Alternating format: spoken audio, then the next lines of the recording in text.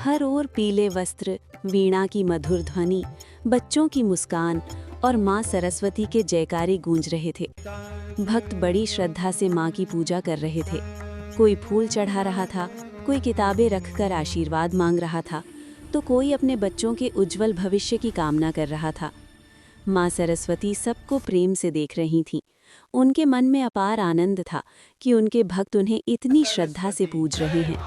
पर कुछ ही दिनों बाद विसर्जन का दिन आ गया। माँ देख रही थीं, कुछ भक्त ढोल नगाड़ों के साथ जयकारे लगाते हुए उन्हें ले जा रहे थे। लेकिन कई जगहों पर तस्वीर बदलने लगी। कहीं माँ की मूर्ति को गंदे नालों में फेंका जा रहा था, कहीं सड़क किनारे टूटे फूटे हाल में छोड़ दिया गया था, तो कहीं प्लास्टिक और कचरे के ढेर के बीच माँ को गिरा दिया गया। ये सब देखकर माँ सरस्वती की आंखों से आंसू बहने लगे। माँ दुखी स्वर में बोली, हे मेरे भक्तों, जब तक मैं तुम्हारी मनोकामनाएं पूरी करने का माध्यम हूँ, तब तक तुम मुझे माँ कहते हो, मेरी पूजा करते हो, फूल चढ़ाते हो, चरण छूते हो। लेकिन विसर्जन के दिन क्या मैं तुम्हारी माँ नहीं रहती? क्या मुझे यूं कचरे में फेंक देना उचित है? माँ का हृदय व्यथित हो उठा। मैं तो ज्ञान, विद्या और संस्कार देने आती हूँ, पर जाते समय मुझे अपमान और पीड़ा क्यों? हर घर, हर विद्यालय और हर मंदिर में माँ सरस्वती माता रानी की प्रतिमा स्थापित की गई थी। सफेद वस्त्रों में सजी माँ, हाथों में वीणा, ज्ञान, बुद्धि और विवेक का आशीर्वाद दे रही थीं। दिन भर बच्चे माँ की पूजा करते, किताबें माँ के चरणों में रखते और कीजिए। पांचवें दिन विसर्जन का पावन समय आया। वातावरण भावुक हो उठा। ढोलनगारों की मधुर ध्वनि के साथ माँ की शोभा यात्रा निकली। बच्चे, बुजुर्ग, महिलाएं, सबकी आंखों में आंसू थे, पर मन में श्रद्धा और विश्वास भी था। नदी के तट पर पहुंचकर पुजारी जी ने विधिवत पूजा करवाई। आरती की लौ जल उठी। सभी भक्त एक स्वर में बोले, जय माँ सरस्वती। अगले वर्ष फिर आना माए। जैसे ही माँ की प्रतिमा को धीरे धीरे जल में प्रवाहित किया गया, ऐसा लगा मानो माँ स्वयं कह रही हो। एक छोटे से गांव में आरव नाम का एक गरीब लेकिन होशियार बच्चा रहता था। उसके पास किताबें कम थीं, लेकिन सीखने की लगन बहुत ज्यादा थी। हर सुबह स्कूल जाने से पहले वो मिट्टी के छोटे से मंदिर में बैठकर माँ सरस्वती से प्रार्थना करता, माँ, मुझे धन नहीं चाहिए, बस थोड़ा ज्ञान दे दो। लेकिन स्कूल में बच्चे उसका मजाक उड़ाते थे। कोई कहता, इसके पास ढंग की कॉपी भी नहीं, तो कोई हंसकर बोलता, गरीब पढ़कर क्या करेगा। एक दिन परीक्षा का परिणाम आया। आरव डरते डरते क्लास में बैठा था। तभी मास्टर जी ने कहा, पूरे स्कूल में पहला स्थान आरव। पूरा कमरा सन्न रह गया। आरव की आंखों से आंसू बहने लगे। उसने मन ही मन कहा, माँ, ये सब आपकी कृपा है। उसी रात आरव ने सपना देखा। सफेद वस्त्रों में वीणा लिए माँ सरस्वती प्रकट हुई और बोली, बेटा, जो सच्चे मन से ज्ञान की पूजा करता है, मैं हमेशा उसके साथ रहती हूँ। सुबह आरव की नींद खुली। चेहरे पर मुस्कान थी और दिल में आत्मविश्वास। आज वही आरव बड़ा होकर बच्चों को पढ़ाता है और हर बच्चे से कहता है, ज्ञान सबसे बड़ा धन है और माँ सरस्वती उस धन की देवी हैं। हे माँ सरस्वती, ये लोग आपको ऐसे छोड़ कैसे सकते हैं? पता नहीं तेरी इनकार करके रोक लगती हाल नहीं कर दिया है। माँ, आप ज्ञान देती हैं, फिर भी लोग आपकी कदर नहीं करते। डरो मत माँ, मैं आपको सम्मान के साथ विदा करूंगी। माँ सरस्वती का सच्चा विसर्जन। नवरात्रि के पावन दिनों में एक छोटे से शहर में आरव नाम का एक बालक रहता था। वह बहुत गरीब था, लेकिन उसका मन बहुत पवित्र था। आरव को पढ़ने लिखने का बहुत शौक था और वह रोज पूरे मन से माँ सरस्वती की पूजा करता था। बसंत पंचमी के दिन आरव ने मिट्टी से माँ सरस्वती की एक छोटी सी मूर्ति बनाई। उसने उसे अपने घर के कोने में सादगी से सजाया। रोज माँ को फूल चढ़ाता, किताबें सामने रखकर प्रार्थना करता और कहता, माँ, मुझे ज्ञान देना, मैं सच्चा इंसान बन सकूं। पूजा के 5 दिन बाद जब विसर्जन का समय आया, भोग लगाते हैं, लेकिन विदाई के समय मुझे गंदे नालों और तालाबों में फेंक देते हैं। इससे मुझे बहुत दुख होता है। आरव की आंखों में आंसू आ गए। उसने माँ से कहा, माँ, मैं आपको कभी दुख नहीं दूंगा। मैं आपका विसर्जन पूरे सम्मान और प्रेम से करूंगा। अगले दिन आरव माँ सरस्वती की मूर्ति को साफ सफेद कपड़े में लपेटकर सिर पर रखता है। वह कई किलोमीटर पैदल चलकर नदी के किनारे पहुंचता है। फिर एक नाविक से विनती करके नाव लेता है और नदी के बीच शांत स्थान पर पहुंचता है।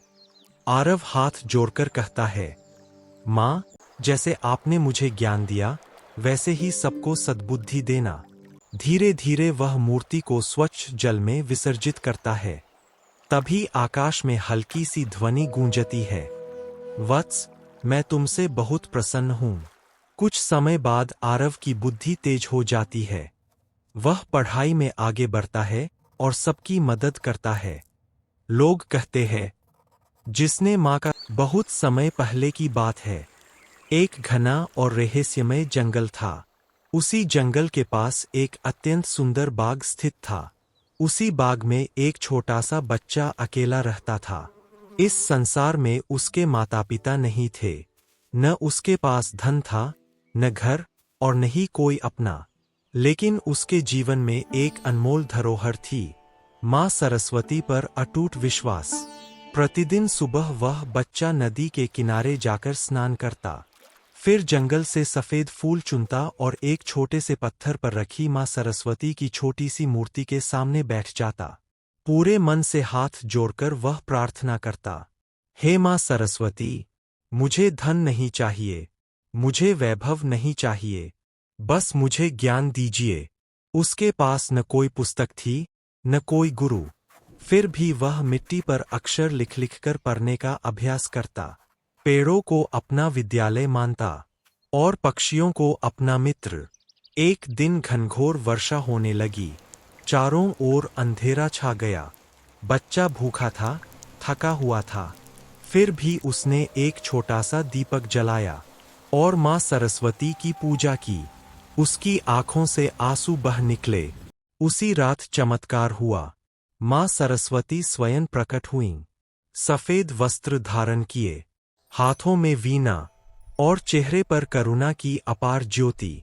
माँ ने स्नेह से कहा, वत्स, तुम अकेले हो, फिर भी कभी भक्ति से विमुख सच्ची श्रद्धा और प्रेम मुझे यहाँ खींच लाए।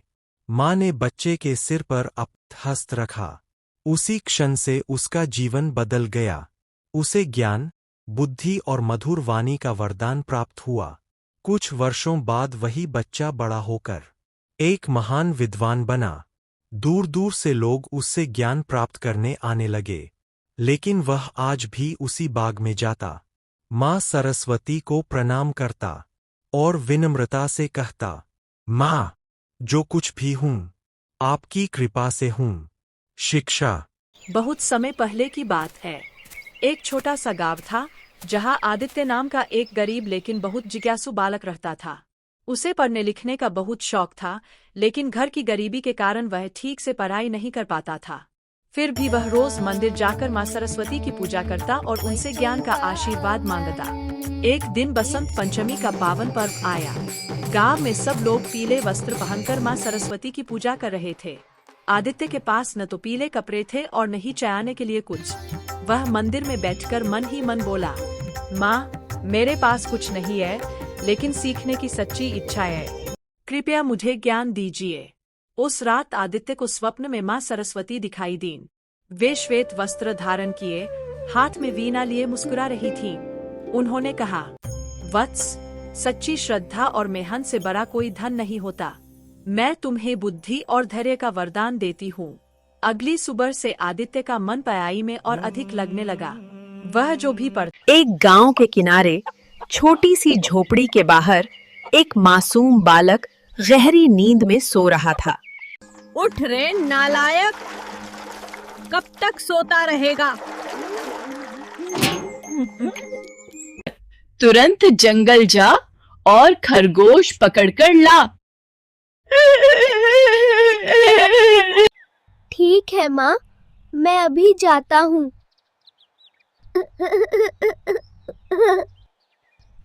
नन्हे कदमों से वह बालक जंगल की ओर चल पड़ा। माँ मुझे नालायक समझती हैं, आई बात। पर आज मैं उन्हें दिखा दूंगा। आज मैं बड़ा खरगोश पकड़ कर लाऊंगा। हिम्मत और मेहनत से उसने खरगोश पकड़ ही लिया। माँ, देखो, मैं खरगोश ले आया। मुझे क्षमा कर दे बेटा, तू नालायक नहीं, तू तो मेरा गौरव है।